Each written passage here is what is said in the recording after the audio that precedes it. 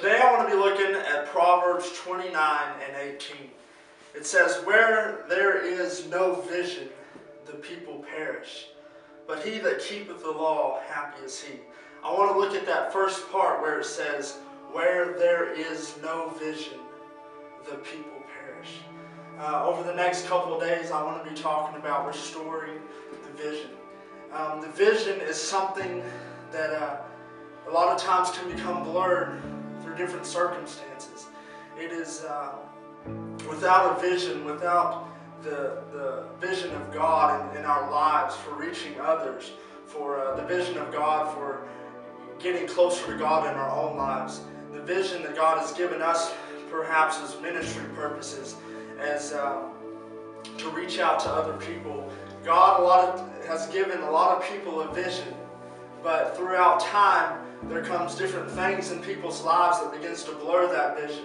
And the Bible states that where there is no vision, the people perish. And if we don't hang on to the vision that God has given us, and the vision that we have for the ministry, the vision we have for souls, the vision we have for our family, the vision we have for our church to grow, if we lose sight of that vision, that's whenever people begin to perish. That's whenever we ourselves, if we lose the vision, first of all, we begin to perish.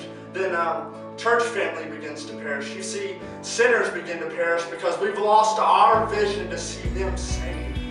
And over the next couple of days, I want to be going over a couple things of restoring the vision. Today, I just want to look at the first thing that can really affect the vision of God on people's lives is trauma. And trauma, and through different circumstances, a lot of times trauma can be taken as hurts, as pain, something that people's done to us, something that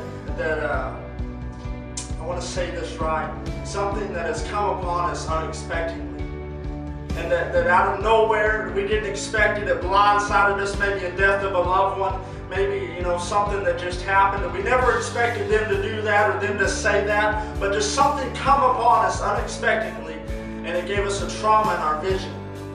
And for trauma, I have a scripture in 2 Timothy 1 and 7. It says, "For God hath not given us the spirit of fear, but of power and of love and of a sound mind." I want to look at that sound mind. A lot of times, what affects the vision in the natural is whenever we receive trauma to our head.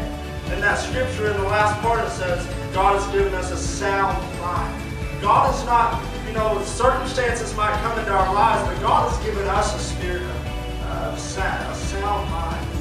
Something that we can depend on, something that we don't have to worry about the trauma of different situations coming on us, but we have a sound mind. Tomorrow I want to be looking at part